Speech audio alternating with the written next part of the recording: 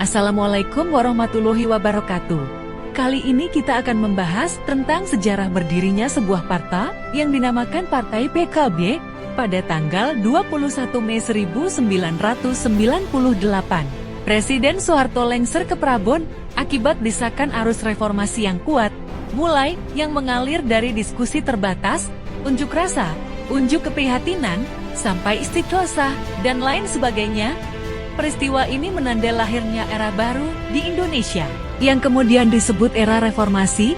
Sehari setelah peristiwa bersejarah itu, pengurus besar Nahdlatul Ulama atau PBNU mulai kebanjiran usulan dari warga NU di seluruh pelosok tanah air.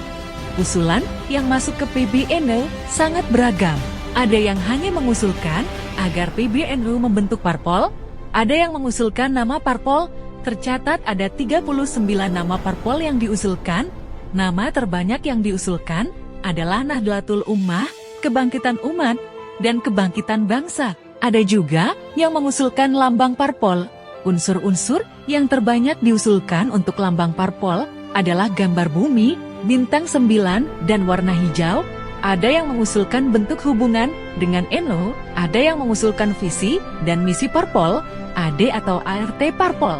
Nama-nama untuk menjadi pengurus parpol, ada juga yang mengusulkan semuanya. Di antara usulan yang paling lengkap, berasal dari Lajna 11 Rembang, yang diketuai Kiai Haji M. Olil Bisi, dan PWNU Jawa Barat. Dalam menyikapi usulan yang masuk dari masyarakat Nahdliyin, PBNU menanggapinya secara hati-hati. Hal ini didasarkan pada adanya kenyataan bahwa hasil Muktamar NU ke-27 di situ Bondo yang menetapkan bahwa secara organisatoris NU tidak terkait dengan partai politik manapun dan tidak melakukan kegiatan politik praktis. Namun demikian, sikap yang ditunjukkan PBNU belum memuaskan keinginan warga NU. Banyak pihak dan kalangan NU dengan tidak sabar bahkan langsung menyatakan berdirinya parpol untuk mewadahi aspirasi politik warga NU setempat. Di antara yang sudah mendeklarasikan sebuah parpol adalah Partai Bintang 9 di Purwokerto dan Partai Kebangkitan Umat atau Perkanu di Cirebon.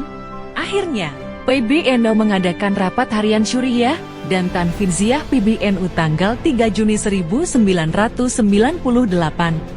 Forum ini menghasilkan keputusan untuk membentuk tim 5 yang diberi tugas untuk memenuhi aspirasi warga NU.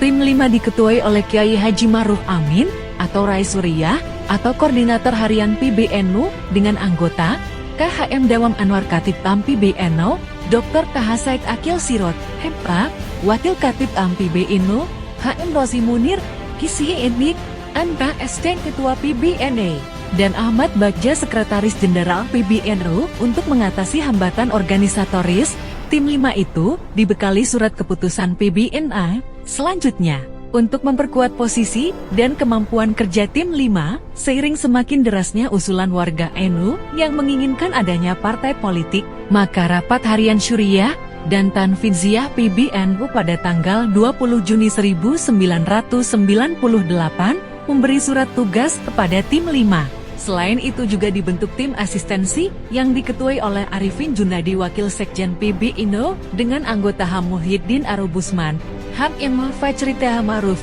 LC, DRSH Abdul Aziz, MP, Dektorandusna Andi Muarli Sundrawa, Hakim Nasiin Hasan, Halukwan Saifuddin, Dres, Amin Said Husni, dan Muhaimin Iskandar.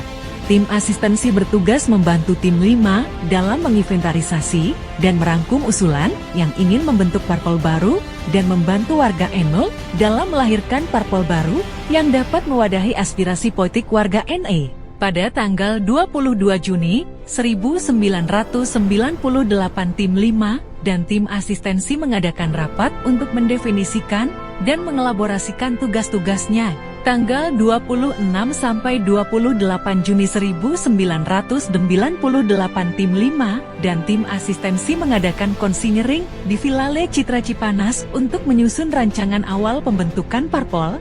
Pertemuan ini menghasilkan 5 rancangan, yaitu pokok-pokok pikiran NU mengenai reformasi politik, mabda siasi, hubungan partai politik dengan NU, ADART, dan naskah deklarasi. Sang inisiator pembentukan parpol bagi warga ini, KH Abdurrahman Wahid atau Gus Dur prihatin bahwa Kelompok-kelompok NU ingin mendirikan partai politik NU lantaran ini terkesan mengaitkan agama dan politik partai. Medio akhir Juni tahun 1998. Sikapnya mengandur dan bersedia menginisiasi kelahiran parpol berbasis Ahlussunnah wal Jamaah. Keinginan Gus Dur diperkuat dukungan deklarator lainnya, yaitu KH Munasir Ali, KH Ilyas Ruciyat, KH A. Mustafa Bisri, serta KH A. Mucid Muzadi. Proses selanjutnya, penentuan nama partai disahkan melalui hasil musyawarah tim asistensi Lajnah, tim Lajnah, tim NU, tim asistensi NU, perwakilan wilayah, para tokoh pesantren, dan tokoh masyarakat. Usai pembentukan partai, deklarasi pun dilaksanakan di Jakarta pada 29 Rabiul Awal 1419 Hijriah atau 23 Juli 1998. Bunyi dalam isi deklarasi tersebut adalah bahwa cita-cita proklamasi kemerdekaan bangsa Indonesia adalah terwujudnya suatu bangsa yang merdeka, bersatu, adil, dan makmur, serta untuk mewujudkan pemerintahan Negara Kesatuan Republik Indonesia NKRI yang melindungi segenap bangsa Indonesia, dan untuk memajukan kesejahteraan umum, mencerdaskan kehidupan bangsa, serta ikut melaksanakan ketertiban dunia yang berdasarkan kemerdekaan, perdamaian abadi, dan keadilan sosial. Bahwa wujud dari bangsa yang dicita-citakan itu adalah masyarakat beradab dan sejahtera yang mengejawantahkan nilai-nilai kejujuran, kebenaran, kesungguhan, dan keterbukaan yang bersumber dari hati nurani, bisa dipercaya, setia dan tepat janji, serta mampu memecahkan masalah sosial yang bertumpu pada kekuatan sendiri, bersikap dan bertindak adil dalam segala situasi, tolong-menolong dalam kebajikan, serta konsisten menjalankan garis dan ketentuan yang telah disepakati bersama. Maka dengan memohon rahmat, taufik, hidayah, dan inayah Allah Subhanahu wa Ta'ala, serta didorong oleh semangat keagamaan, kebangsaan, dan demokrasi, kami warga Jam'iyah Nahdlatul Ulama dengan ini menyatakan berdirinya partai politik yang bersifat kejuangan, kebangsaan, terbuka, dan demokratis yang diberi nama Partai Kebangkitan Bangsa atau PKB. Demikianlah cerita dari sejarah berdirinya Partai PKB. Semoga bermanfaat. Terima kasih.